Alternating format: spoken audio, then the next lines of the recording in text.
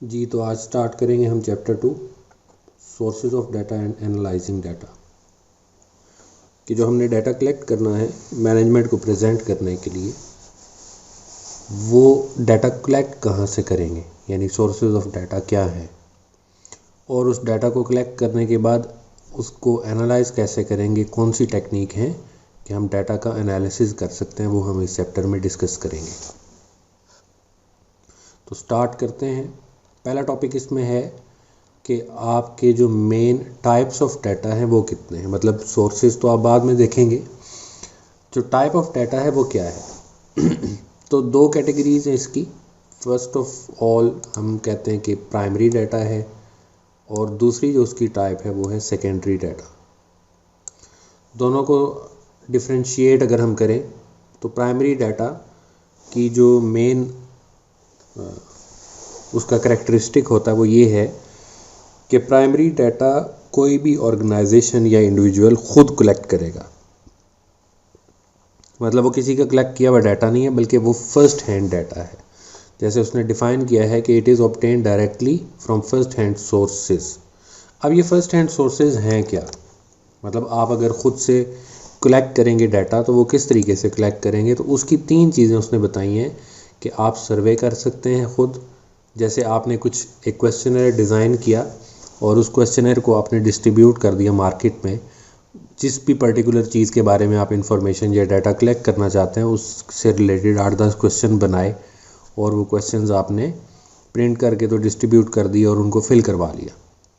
उससे आपको अंदाज़ा हो जाएगा कि जो आपका रिक्वायर्ड डाटा है वो क्या है, और वो जो भी पर्पज़ आप फुलफ़िल करना चाहते हैं उससे रिलेटेड आपको डाटा मिल जाएगा। सेकंड चीज़ है ऑब्जर्वेशन। कि आप सर्वे नहीं कर रहे, सिंपली ऑब्जर्व कर रहे। सर्वे में तो बाकायदा आप एक क्वेश्चनर लेके जाएंगे मार्केट में।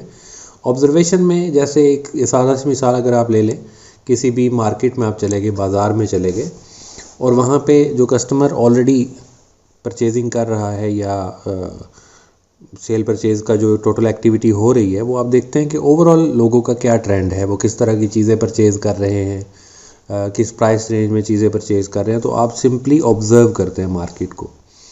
तो ऑब्जर्वेशन से भी जो डाटा कलेक्ट होगा वो भी प्राइमरी है। या फिर तीसरी बात उसने की है एक्सपेरिमेंटेशन। इसका मतलब क्या है?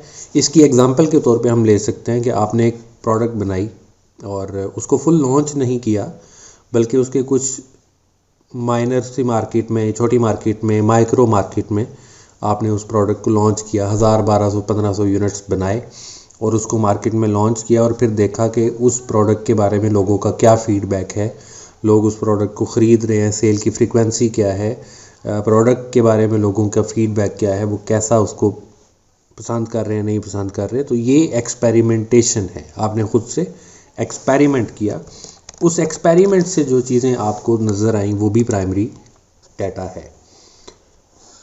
तो it is the data that has not been previously published. ये एक ऐसी चीज़ होगी जो यूनिक होगी। प्राइमरी डाटा जो है वो यूनिक है।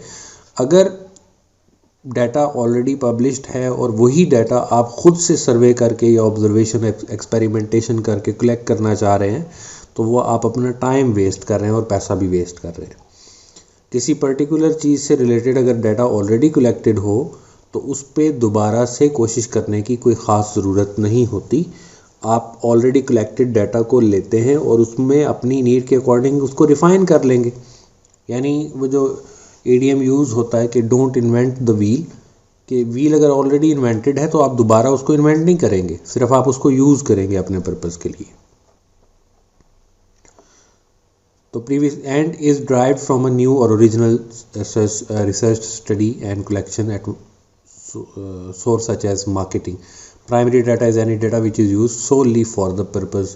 अब दूसरा जो करेक्टरिस्टिक उसका है वो ये है कि प्राइमरी डाटा हमेशा किसी स्पेसिफिक पर्पस के लिए गैदर किया जाता है, solely for purpose which is what it was originally collected. अगर आप खुद से डाटा कलेक्ट कर रहे हैं तो डेफिनेटली आपके जहन में कोई ना कोई पर्पस तो होगा, तो फिर वो डाटा आप उस स्पेसिफिक पर्पस को फुलफ़िल करने के लिए यूज़ करेंगे।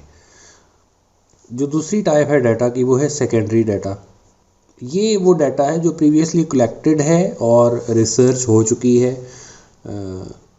ऑर्गेनाइजेशंस होती हैं वो डाटा मुख्तलिफ़ तरह का कलेक्ट करती रहती हैं, वेबसाइट्स के ऊपर, मैगज़ीन्स में या जर्नल्स में पब्लिश करती रहती हैं।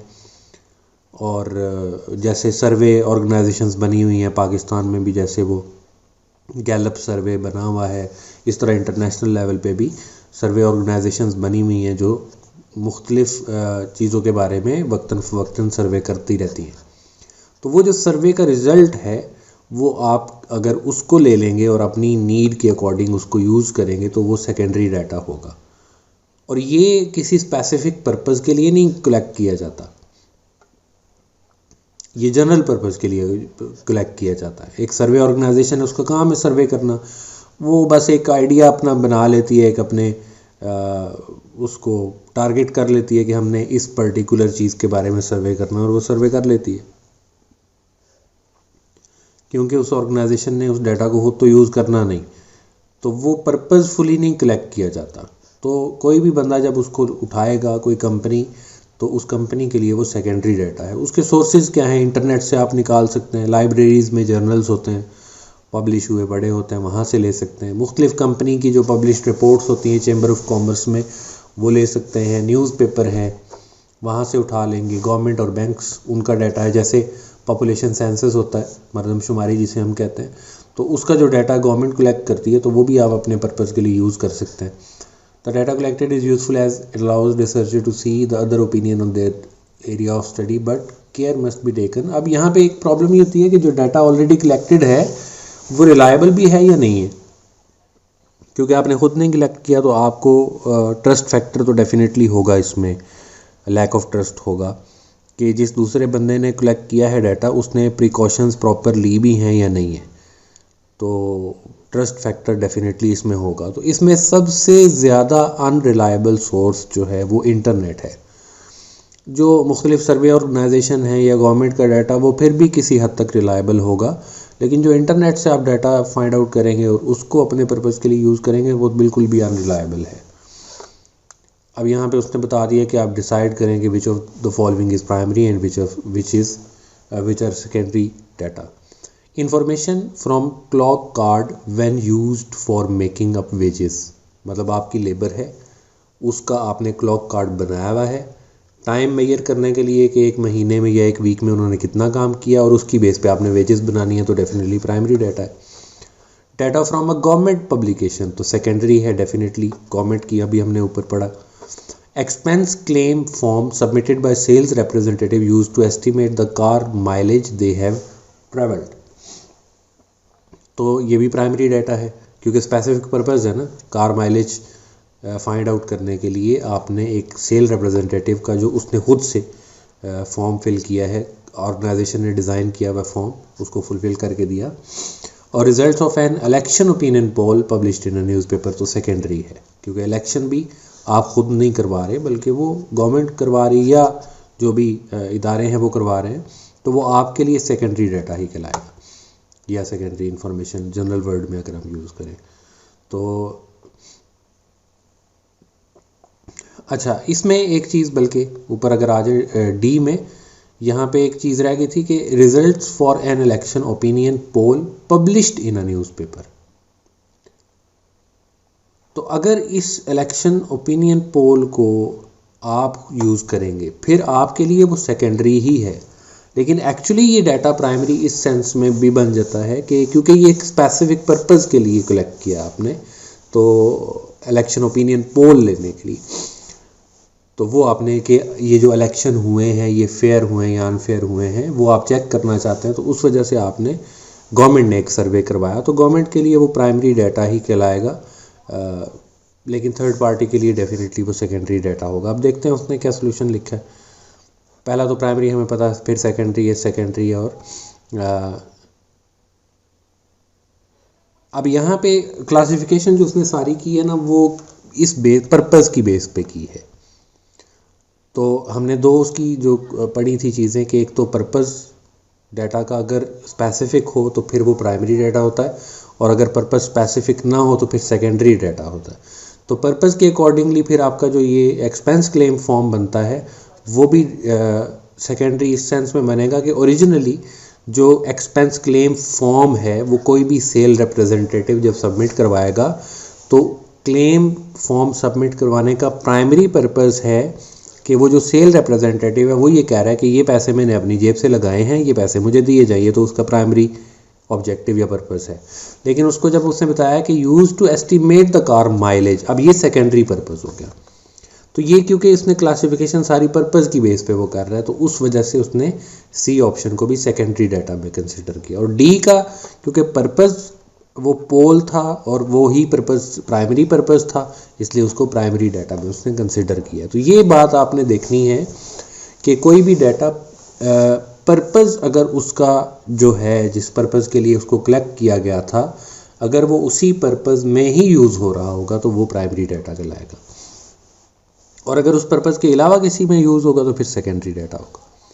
सेकेंडरी डाटा में प्रॉब्लम है, जैसे एक तो हमने पढ़ा कि यार अनरिलायबल है, data sometime up to date नहीं होता, दूसरा पॉइंट उसने लिखा है ओल्ड है, कितना पुराना है ये आपको नहीं पता, और डाटा में भी इनकम्प्लीट, यानी जितना आपको रिक्वायर्ड है वो रिक्वायरमेंट फुलफिल नहीं करता तो आपके लिए वो इनकम्प्लीट है।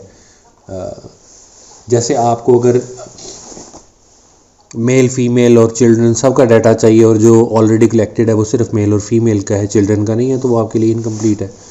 और इसी तरह डाटा बाज़ औक़ात ऐसा होता है कि उसमें कुछ एडजस्टमेंट्स भी होती हैं, वो एक्चुअल डाटा है, सीजनली एडजस्टेड है या एस्टिमेटेड है, ये भी फैक्टर देखने वाला होता है। और the reason for collecting the data में be unknown, statistics published on motor car में इंक्लूड एंड और exclude 3 wheel cars, vans and motor, वो मतलब वो कह रहा है कि जो डाटा कलेक्ट किया है उसमें फिर करेक्टरिस्टिक के अकॉर्डिंगली हो सकता है बहुत सारी चीज़ें मिस की हुई हों। एग्जांपल जैसे उसने दी है कि वो बात तो मोटर कार्स की कर रहा है, लेकिन अगर कोई कार 3 व्हील्ड है तो वो हो सकता है उन्होंने स्किप की हुई हो, सिर्फ 4 व्हील कार को उन्होंने लिया हो। इसी तरह SUVs हैं, वैन्स हैं, उनको अगर उसने स्किप कर दिया हो तो फिर वो आपको वो सारी चीज़ें चाहिए तो फिर वो इनकम्प्लीट कहलाया होगा डाटा।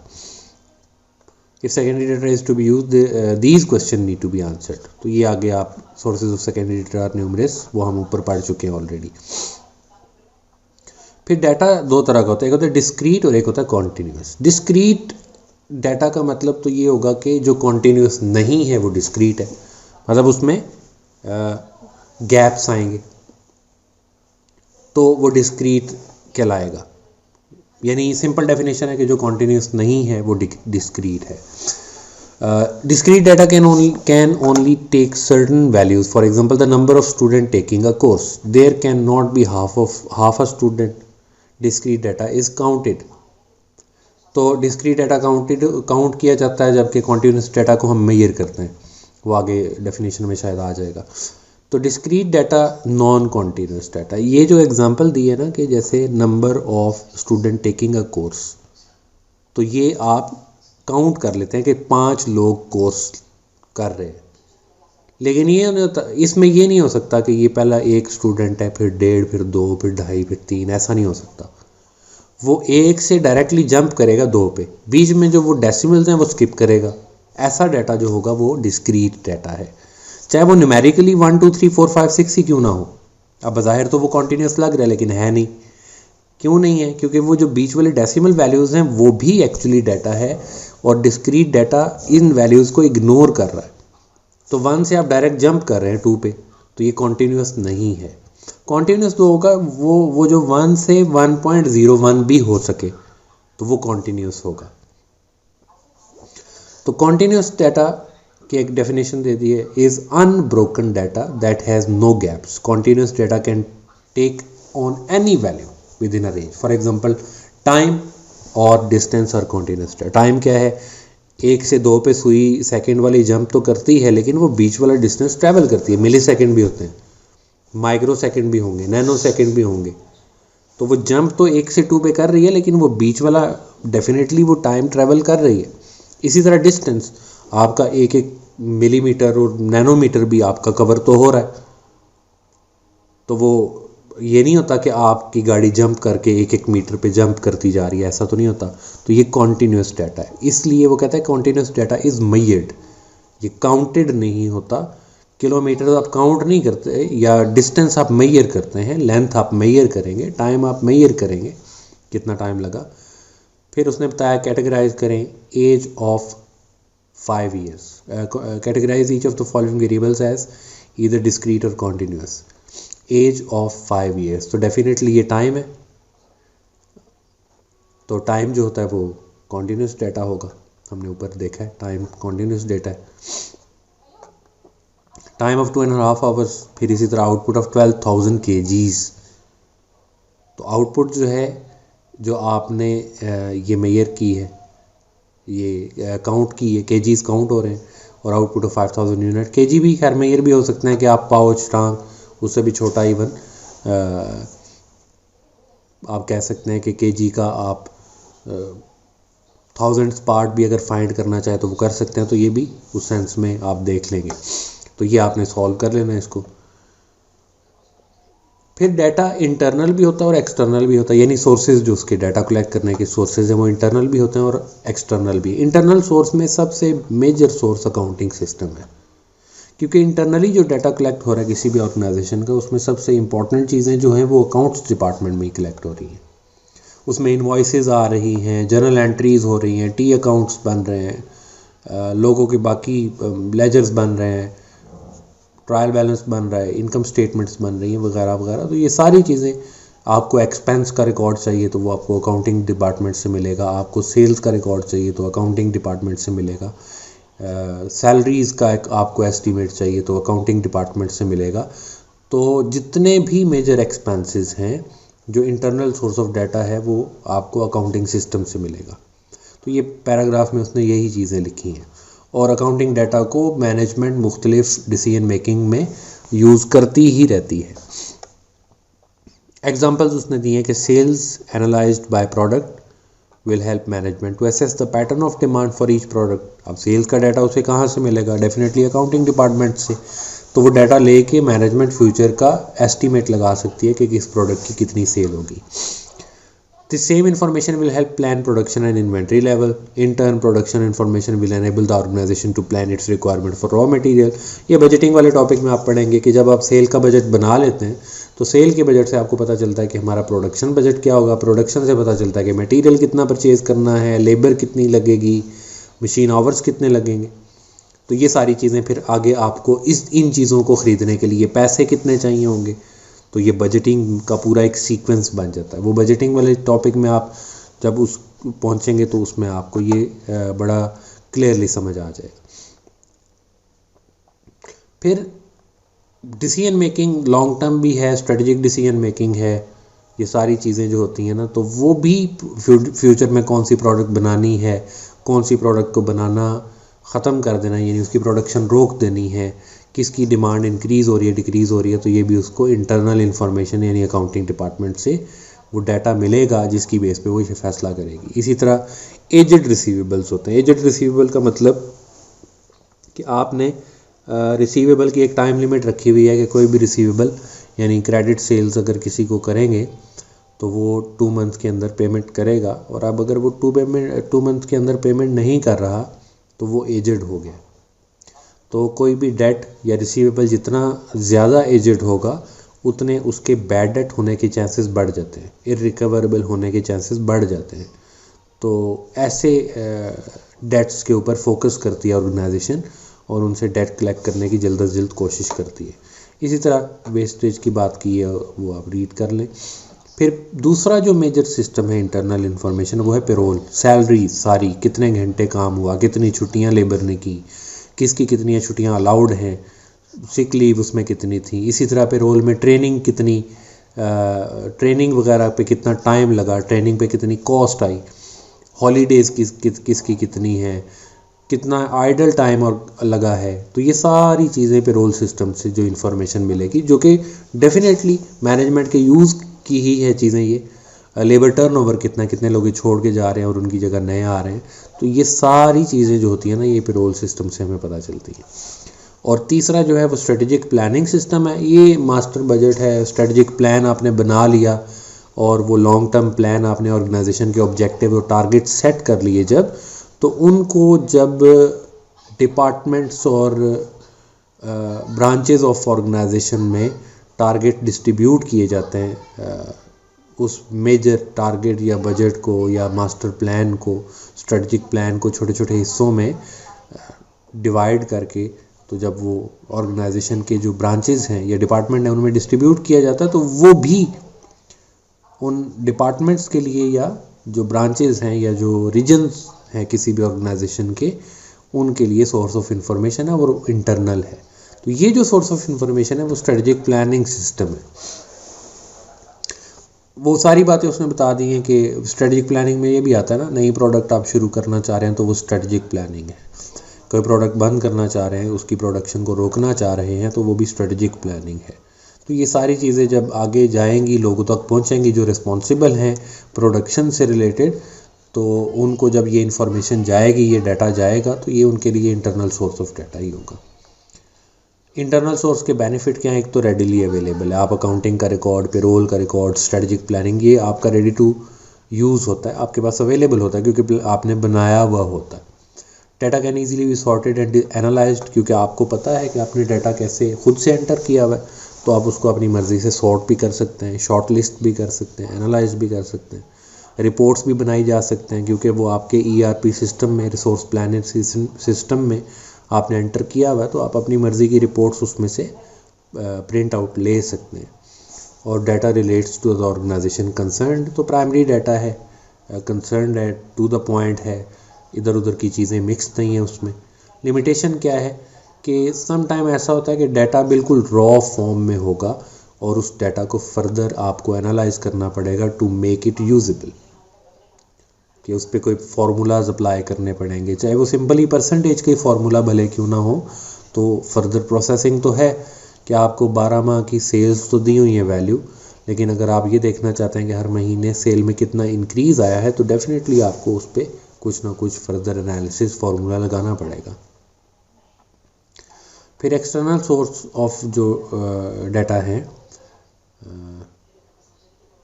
वो आप एनवायरमेंटल स्कैनिंग और एनवायरमेंटल मॉनिटरिंग, दो टर्म्स होती हैं, वो नीचे लिखी हैं उसने पैराग्राफ में, कि जब आप कलेक्ट करते हैं डाटा और एक्सटर्नल एनवायरनमेंट से, तो वो एनवायरमेंटल स्कैनिंग और environmental monitoring is becoming an increasingly important part of the role of management accountant.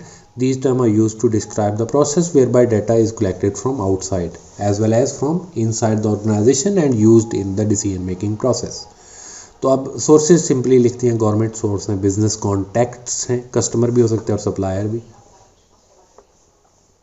Trade association है, अगर आपकी ऑर्गेनाइजेशन किसी ट्रेड एसोसिएशन की मेंबर है, तो वो पूरी उस एसोसिएशन की मेंबर ऑर्गेनाइजेशन का सारा डाटा एक दूसरे के साथ शेयर हो रहा होता है, तो वहाँ से आप ले सकते हैं। ट्रेड जर्नल पब्लिश होते हैं, हर ट्रेड का, हर इंडस्ट्री का अपना कोई ना कोई मैगज़ीन्स या जर्नल्स या न्यूज़ के इस तरह मैगज़ीन्स वगैरह पब्लिश होते रहते हैं, उससे आपको पता चल सकता है। Financial and business press and other media, कुछ ऑर्गेनाइजेशंस ऐसी बनी होती हैं जो कि मुल्क के बारे में फाइनेंशियल जो रिपोर्टिंग है वो कर रही होती हैं, तो वो भी आप ले सकते हैं और इंटरनेट से भी उठा सकते हैं। तो ये तो सिंपल चीज़ें हैं कि आप उन गवर्नमेंट के सोर्सेज से डाटा क्या है, गवर्नमेंट के ऑब्जेक्टिव्स हैं, मैक्रो इकोनॉमिक्स उसमें उसने डिफ़ाइन किया कि मैक्रो ऑब्जेक्टिव्स हैं। गवर्नमेंट के मेन जो ऑब्जेक्टिव्स होते हैं ना, वो 5 होते हैं कि गवर्नमेंट एक तो अनएम्प्लॉयमेंट को कम करना चाहती है, और या जिसको दूसरे वर्ड में आप कह लें कि फुल एम्प्लॉयमेंट तक जाना चाहती है। इन्फ्लेशन को गवर्नमेंट कंट्रोल करना चाहती है, वो ग्रोथ चाहती है, और वो एक्सचेंज रेट की स्टेबिलिटी चाहती है, और इसी तरह बैलेंस ऑफ पेमेंट को भी वो स्टेबल या बैलेंस करना चाहती है। तो ये 5 मेजर ऑब्जेक्टिव्स हैं किसी भी गवर्नमेंट के, वो यही होते हैं। टाइम टू टाइम फोकस किसी एक पे ज़्यादा हो जाता है, दूसरे पे कम हो सकता है, लेकिन ऑब्जेक्टिव वो 5 होते ही हैं। तो यहाँ पे दूसरा पैराग्राफ उसने लिखा है, the primary purpose of this data is to provide information for economic planning at the national level, macro economics. The data serves a secondary purpose of providing industry with useful background information for deciding on future. अब जैसे government की अगर कोई policy बनाई है government ने, तो आप ये देखेंगे कि वो पॉलिसी आपके बिज़नेस को कैसे अफेक्ट करेगी, तो वो आप गवर्नमेंट का डाटा यूज़ कर रहे हैं। गवर्नमेंट की जो पॉलिसी है वो आपके लिए सेकेंडरी इंफॉर्मेशन या डाटा है। तो वो आपको हेल्प करेगी अपनी ऑर्गेनाइजेशन की प्लानिंग के लिए। अगर गवर्नमेंट जैसे ई कॉमर्स को सपोर्ट करने की पॉलिसीज़ बन रही हैं आजकल, तो उससे ये होगा कि बहुत सारी ऑर्गेनाइजेशन उस पॉलिसी की वजह से ई कॉमर्स की तरफ जाएंगी, और वो पहले भी हो रहा है और आगे वो फ्यूचर में और ज़्यादा इंक्रीज़ होगा। Macro economics is a branch of economics dealing with performance structure, behaviour and decision making of an economy as a whole rather than individual markets. In contrast, microeconomics is primarily focused on action of individuals. तो ये economics की दो branches हैं, micro and macro. Micro economics individual, चाहे वो individual इंसान हो कोई या फर्म हो, कंज्यूमर हो, सेलर हो, जो भी इंडिविजुअल, उसके बिहेवियर को स्टडी करती है, जबकि macro economic overall behaviour of economy को स्टडी करती है पूरे कंट्री के। और फिर बिजनेस कॉन्टैक्ट्स यानी सप्लायर और कस्टमर से आपको क्या इन्फॉर्मेशन मिल सकती है कि उसकी डिमांड क्या है, किस तरह की प्रोडक्ट उसको चाहिए। सप्लायर से क्या मिल सकती है आपको कि कौन सा मटेरियल अवेलेबल है, उसकी प्राइसेस क्या है, ये सारी चीज़ें आपको, डिलीवरी टाइम कितना है, पैकेजिंग, डिस्ट्रीब्यूशन वगैरह, ये सारी चीज़ें आपको मिल जाती हैं। सप्लायर का भी लिख दिया उसने, कस्टमर का भी लिख दिया। ये सिंपली रीड करने वाली चीज़ें हैं, तो इनमें कोई ऐसा समझने वाली चीज़ नहीं है। और trade association and trade journals, उससे भी आपको मुख्तलिफ अपनी इंडस्ट्री से रिलेटेड न्यूज़ मिलती रहती हैं, new code of practices, ethics वगैरह, नए लॉज जो होते हैं आपकी इंडस्ट्री से रिलेटेड, वो आपको उससे पता चलता है। इसी तरह फाइनेंशियल प्रोसेस, वो भी ये रीड करने वाली चीज़ें, इसमें एज सच कोई भी चीज़ ऐसी नहीं है जो समझने वाली हो। फिर इंटरनेट है, इंटरनेट की वीकनेसेस क्या हैं वो हम ऑलरेडी डिस्कस कर चुके हैं। स्ट्रेंथ क्या है, सर्च करना ईजी है, और आप अपने ऑर्गेनाइजेशन से रिलेटेड इन्फॉर्मेशन को शॉर्टलिस्ट भी कर सकते हैं और अप टू डेट डाटा निकाल सकते हैं। फास्ट है, तेज़ी से आप चीज़ें उसमें से निकाल सकते हैं। फ्लेक्सिबिलिटी का मतलब है कि आप शॉर्टलिस्ट कर सकते हैं उसको अपनी मर्ज़ी के मुताबिक। एक्सटर्नल सोर्स के बेनिफिट भी हैं कि large external source of information जो है ना वो वाइड है, सिर्फ एक ऑर्गेनाइजेशन तक लिमिटेड नहीं है, ईजीली एक्सेसिबल है इंटरनेट से ख़ास तौर पे। और जनरल इन्फॉर्मेशन अवेलेबल का मतलब है कि स्पेसिफिक पर्पस नहीं है उसका, इसलिए वो जनरल पर्पस के लिए आप यूज़ कर सकते हैं। और can source specific information needs. Limitation क्या है कि एक्यूरेट नहीं होता डाटा, इररेलेवेंट होता है, रिलायबल नहीं है, वो सारी उसकी लिमिटेशन है।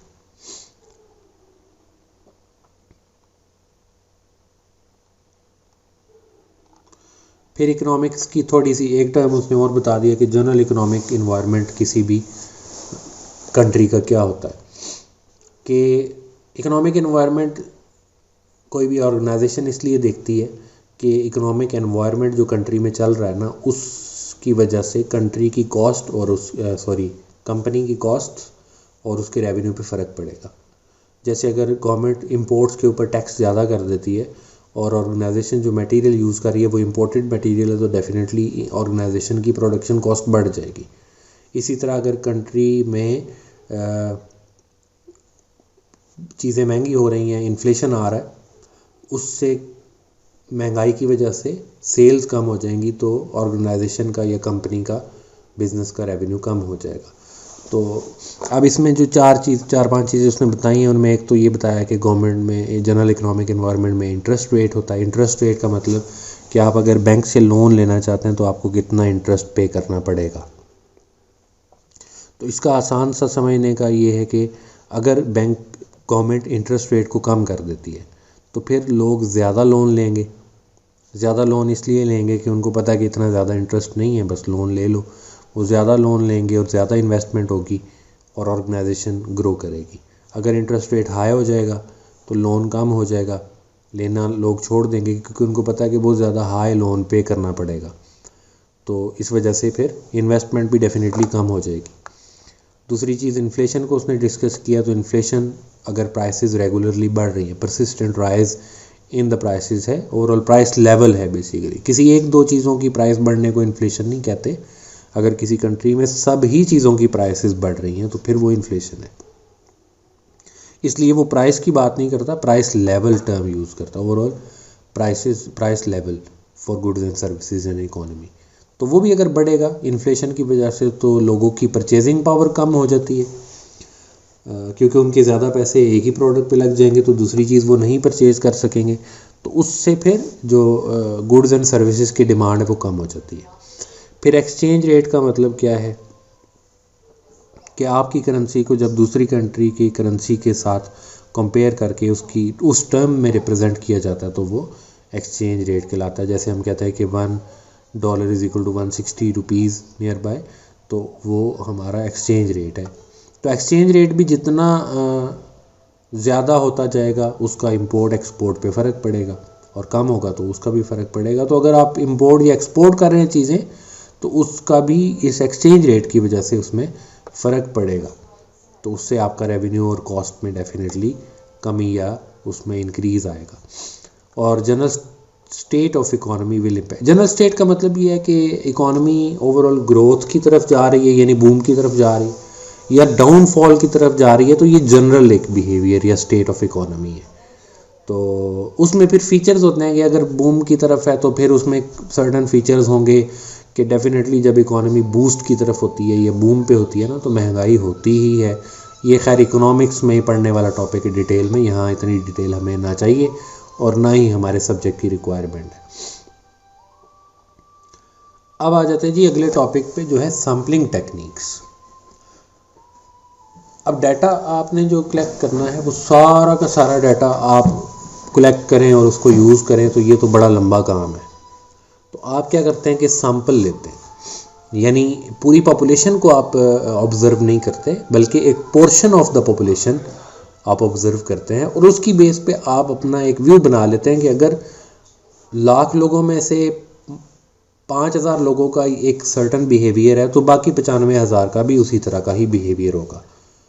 तो 5,000 पॉपुलेशन आपने ली और उसके रिज़ल्ट को आपने 1,00,000 पे अप्लाई कर दिया, क्योंकि 1,00,000 को ऑब्ज़र्व करना ये बहुत लंबा और कॉस्ट भी इसमें बहुत ज़्यादा आ जाएगी और टाइम भी बहुत ज़्यादा लगेगा, इसलिए आप सैंपल ले लेते हैं।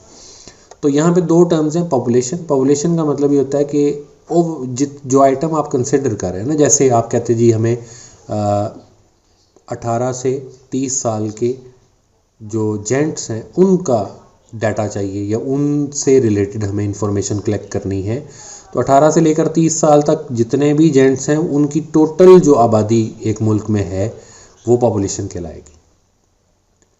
और सैंपल क्या है कि आप कहते हैं भाई हम सारी पॉपुलेशन को तो ऑब्ज़र्व नहीं कर सकते, तो इस तरह करते हैं कि हम अगर वो पॉपुलेशन 3 करोड़ के करीब है तो आप 3 करोड़ में आप कहते हैं भाई हम इस तरह करते हैं 50,000 लोगों का सैंपल ले लेते हैं और उनका सर्वे कर लेते हैं, तो वो फिर क्या कहलाएगा, वो सैंपल कहलाएगा। A sample is a group of items drawn from that population. The population may consist of items such as metal bars, invoices, packet of data। जैसे ऑडिट हो रहा होता है ना किसी ऑर्गेनाइजेशन का, तो ऑर्गेनाइजेशन में तो हज़ारों इन्वॉइसेस हैं, हज़ारों उसके वाउचर्स हैं, एक्सपेंस वाउचर्स वगैरह।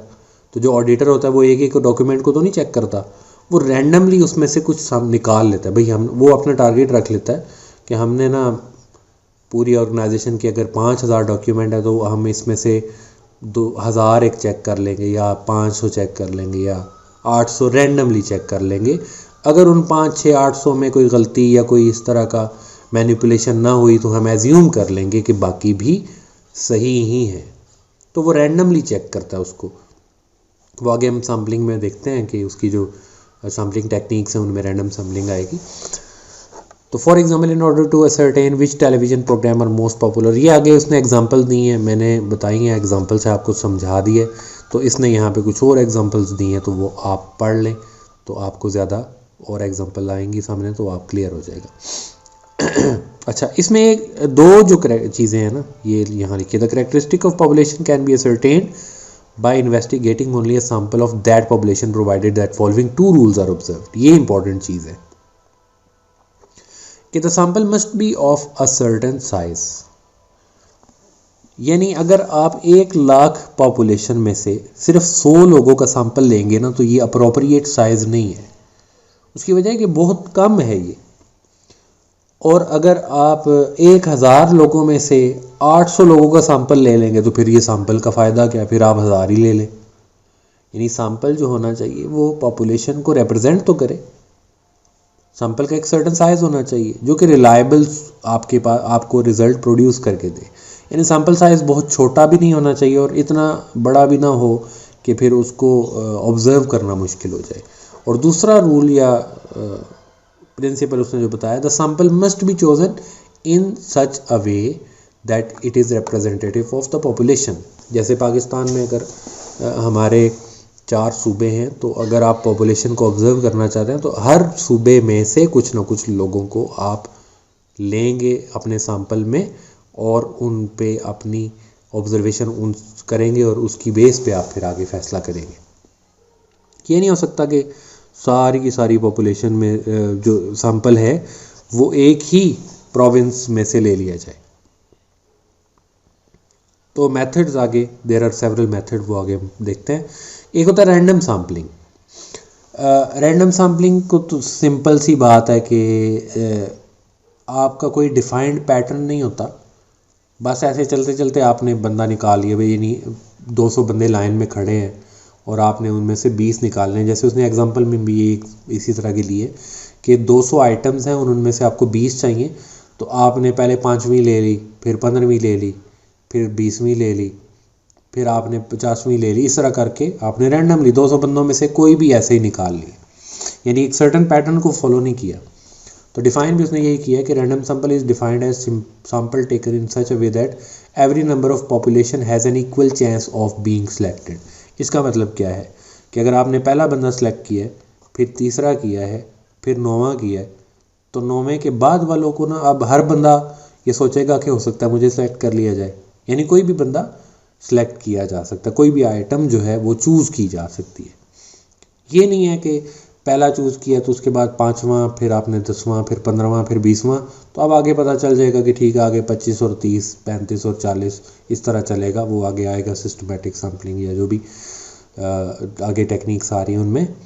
तो इसमें पहला पॉपुलेशन में से एक यूनिट ऑफ सैंपल लेने के बाद बाकी 100 में से अगर आपने 10 लेने हैं तो पहला आपने चूज़ कर लिया, तो आगे 99 रह गए, तो 99 में सब का बराबर चांस है कि उनमें से कोई भी सिलेक्ट किया जा सकता है। और इसमें फिर वही उसने एग्जांपल दिए नीचे कि ऑडिट फर्म जो होती है तो वो इन्वॉइसेस को चेकिंग के लिए या ऑडिट के लिए रैंडमली सिलेक्ट करती है ताकि सारी इन्वॉइसेस का चांसेस बराबर हों। तो डेफिनेटली कोई भी इन्वॉइस ऐसी सामने आ सकती है जो फ्रॉडुलेंट होगी। तो फिर जब इस तरह किया जाता है ना, तो जो बिज़नेस ओनर होता है वो फिर फ्रॉड करता ही नहीं, क्योंकि उसको पता होता है कि कोई भी इन्वॉइस आ सकती है और वो फ्रॉडुलेंट भी हो सकती है, और पकड़ा गया तो फिर ऑर्गेनाइजेशन के लिए प्रॉब्लम है, पेनल्टी या फाइन जो भी होगा। फिर दूसरी टेक्निक है systematic sampling, is a technique for creating a random sample in which each piece of data is chosen at a fixed interval. अब ये वो बात है कि पहला बंदा अगर आपने चूज़ कर लिया मतलब नंबर 1 वाला, फिर आपने चूज़ कर लिया नंबर 5 वाला, फिर आपने चूज़ कर लिया नंबर 10 वाला, तो उसके बाद डेफिनेटली फिर वो नंबर 15 वाला आएगा, फिर नंबर 20, फिर 25, फिर 30। यहाँ उसने एक एग्जांपल दी है कि अगर आपके पास टोटल पॉपुलेशन है 50,000 आइटम्स की, वो आप यहाँ देख लें कि 50,000 आइटम आपके पास हैं और आपको 500 यूनिट्स चाहिए, यानी 500 का सैंपल चाहिए। इट मीन्स कि आपका जो सैंपल है ना वो आपका बनता है 1%। तो जो पहला बंदा आपने सेलेक्ट करना है, ये जो पहली आइटम सेलेक्ट करनी है, वो डेफिनेटली अगर आप हर 100 में से एक चूज़ करें तो 50,000 में से 500 बन जाएंगे, क्योंकि वो 1% है ना। 1% का मतलब है एक हर 100 में से। तो हर आप क्या करेंगे कि 50,000 के ना 100 के 500 ग्रुप्स बना देंगे। तो जब आपने ग्रुप्स बना दिए तो पहले ग्रुप में से कोई भी एक यूनिट रैंडमली चूज़ करेंगे। अब वो पहला भी हो सकता है, वो 50वां भी हो सकता है, वो 75 भी हो सकता है, वो 100 भी हो सकता है। लेकिन जब आपने पहले ग्रुप में से एक सर्टन नंबर को चूज़ कर लिया ना, जैसे इसने आगे लिखा है कि आप पहले 100 में से 67 नंबर को आपने चूज़ किया, तो अब 67 को चूज़ किया ना, तो अब यहाँ सिस्टमैटिक इसलिए है कि आगे ये एक चेन चलेगी। 61 के बाद 167, फिर 267, फिर 367, फिर 467, और इसी तरह चलता रहेगा 49967 तक। यानी हर 100 में से वो 67th नंबर ही चूज़ किया जाएगा। आप यानी पहला तो बिल्कुल रैंडम है, वो कोई भी हो सकता है, लेकिन जब आपने पहला चूज कर लिया तो अब उसी पैटर्न को ही फॉलो करना है। तो strictly speaking systematic sampling also called, इसको क्वाजी रैंडम सैम्पलिंग भी कहते हैं, is not truly random as only the first item is selected randomly. तो ये एक्चुअली रैंडम सैम्पलिंग नहीं है, पहला वाला रैंडम है, उसके बाद एक सिस्टम चल पड़ेगा। तो इसमें वो कहता है कि बायस्डनेस भी हो सकती है। अगर आपको पता है कि भाई हमने चीज़ें एक तरतीब से रखी हुई हैं और हम ये देखना चाहते हैं कि हमारा सिर्फ वो वाली चीज़ सिलेक्ट हो जो सही है, ताकि गलती के चांसेस ना हो, डैमेज हमारा रिवील ना हो, तो आप जानबूझ के एक पैटर्न पे रख देते हैं और आप सारी चीज़ों को इसी पैटर्न पे, तो आपको पता होता है कि ये 67 नंबर आइटम और फिर 167 फिर 267 वाला ना ये सही है। तो इसमें कहता है ये बायसनेस हो सकती है, जानबूझ के ऐसा किया जा सकता है मैनिपुलेशन के लिए। तो इससे ये इसका नुकसान है। जैसे उसने बताया कि there is a danger of bias if population has a repetitive structure. For example, if a street has 5 type of houses A B C D A B C D E A B C D E, an interviewer visit every 5th home would only visit one type of, जैसे पहला घर 5 मरले के, फिर 10 का, फिर आगे इस तरह करके। तो वो कहता है कि वो अगर ई वाले पे जा रहे हैं तो वो सारे एक ही तरह के पैटर्न के घर हैं, तो उसमें डेफिनेटली बायसनेस आ जाएगी।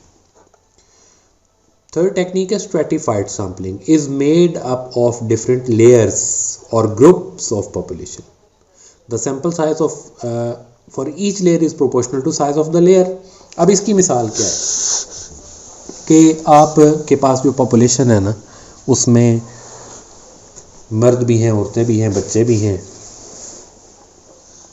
तो उनमें आप देखना चाहते हैं किसी एक सर्टन ट्रेंड को या बिहेवियर को आप ऑब्ज़र्व करना चाहते हैं, तो आप फिर मर्दों का भी, औरतों का भी और बच्चों का भी सबको सिलेक्ट करेंगे। तो आपने स्ट्रेटास बना लिए, 3 स्ट्रेटा बन गए, मर्द हैं, औरतें और बच्चे हैं।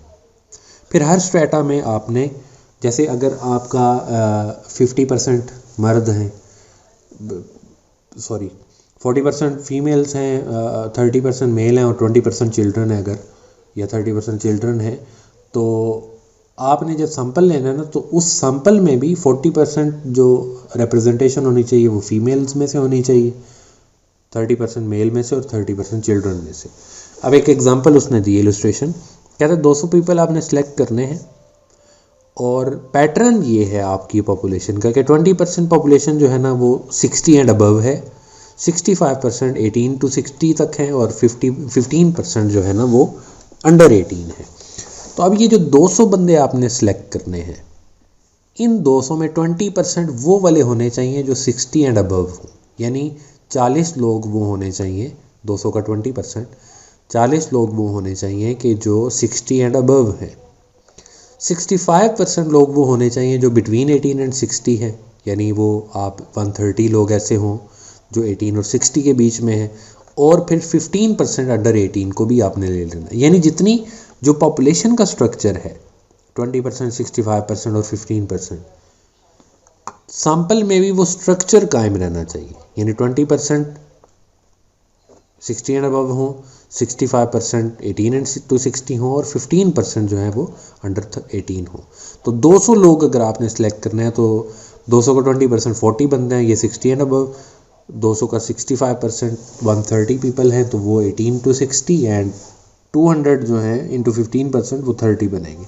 ये होने चाहिए लेस देन 18 और अंडर 18। ये स्ट्रैटिफाइड सैम्पलिंग है कि हर स्ट्रेटा को सैंपल में उसकी रेलेवेंट रिप्रेजेंटेशन मिलनी चाहिए।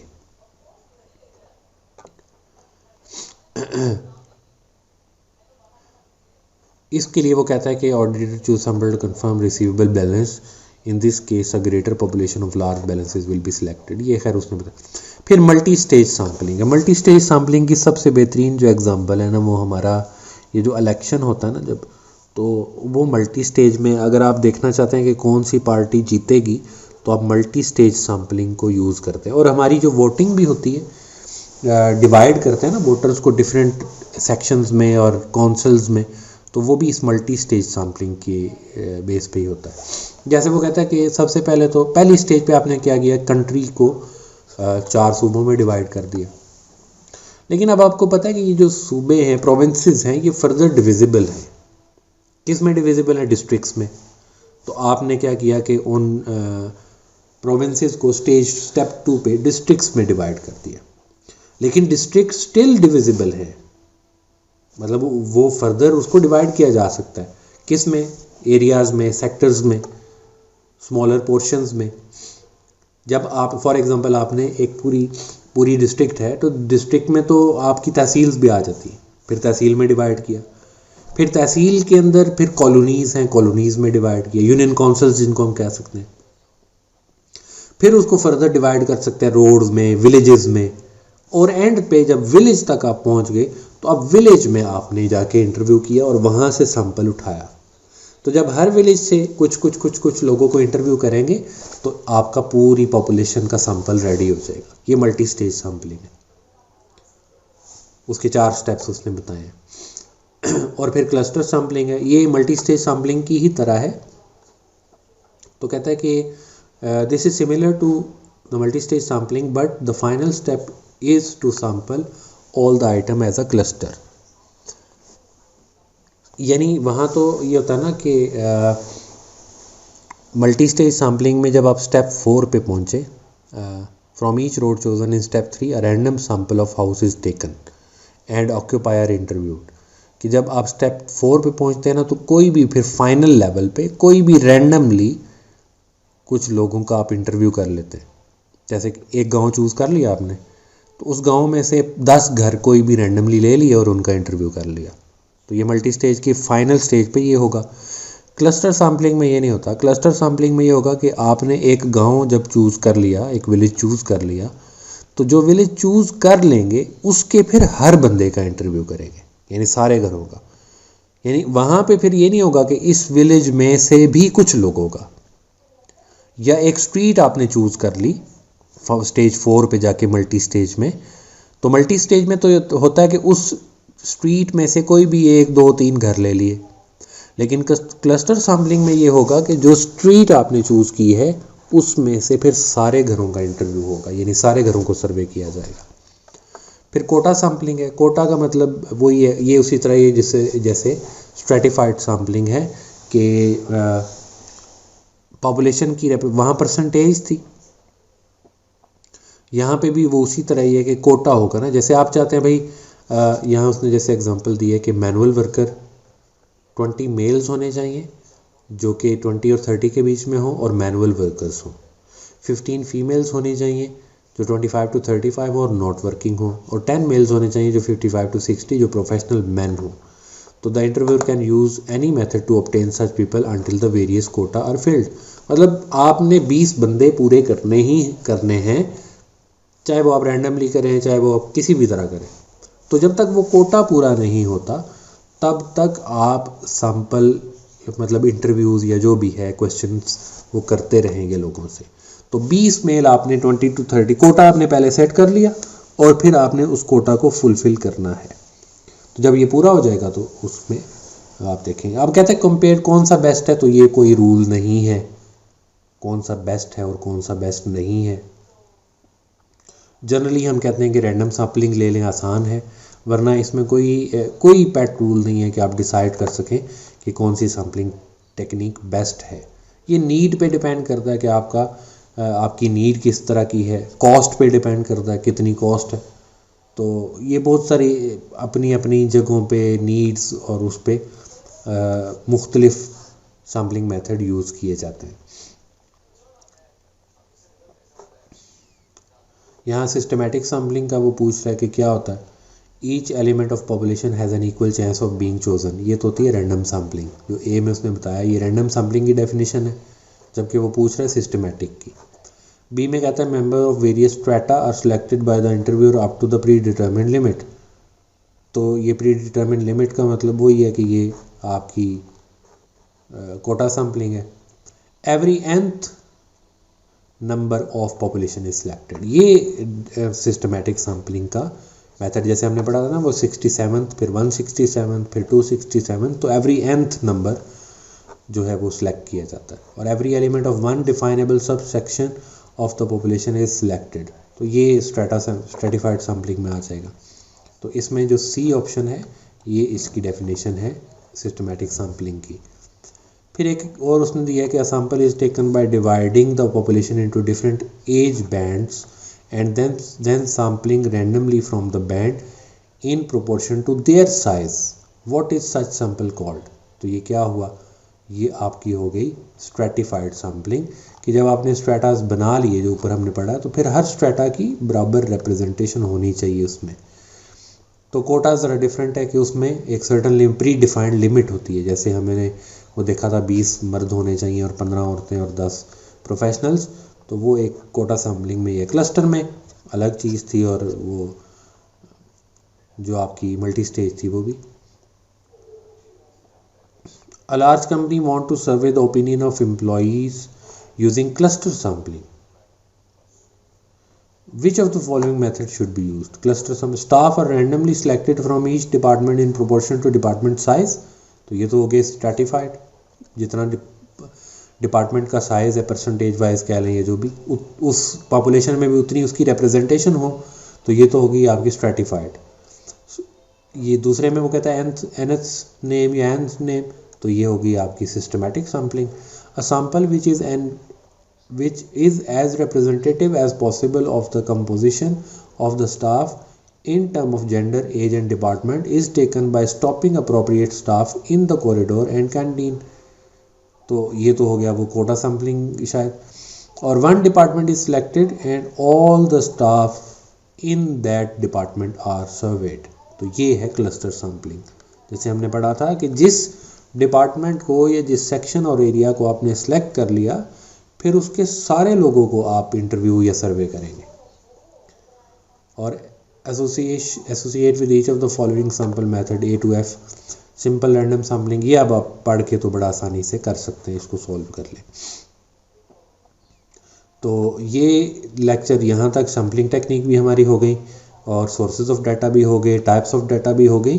तो इन चीज़ों को आप देखें। अब नेक्स्ट लेक्चर जो हमारा है, जो अगली वीडियो होगी, वो बिग डाटा पे है, उसको भी आप देखें और फॉलो करें, और इसको इसी तरीके से थॉरोली रीड करें चीज़ों को, तो पेपर बड़े आसानी से क्लियर हो जाता है, इतनी कोई मुश्किल नहीं होती। सिर्फ एक हैबिट आपने डेवलप करनी है कि रीडिंग ऑफ बुक जो है वो बहुत इम्पॉर्टेंट है। टाइम टू टाइम जहाँ पे ज़रूरत होगी, जो न्यूमेरिकल करने वाले होंगे, वो मैं आपको साथ साथ एक्सेल पे भी सॉल्व करवाऊँगा और साथ बताऊँगा एक्सेल का यूजेज भी। उसका आपको ये फ़ायदा हो जाएगा कि जब आप आगे वाली स्टेजेस पे पहुँचेंगे, जैसे आपने F5 और उसके बाद वाले पेपर देने हैं, तो वहाँ पे आपने एक्सेल को यूज़ करना है और उसका काफ़ी ज़्यादा यूजेज है। तो जब आपको यहाँ से उसकी प्रैक्टिस हो जाएगी, तो डेफिनेटली वो आपको आगे भी हेल्प आउट करेगा।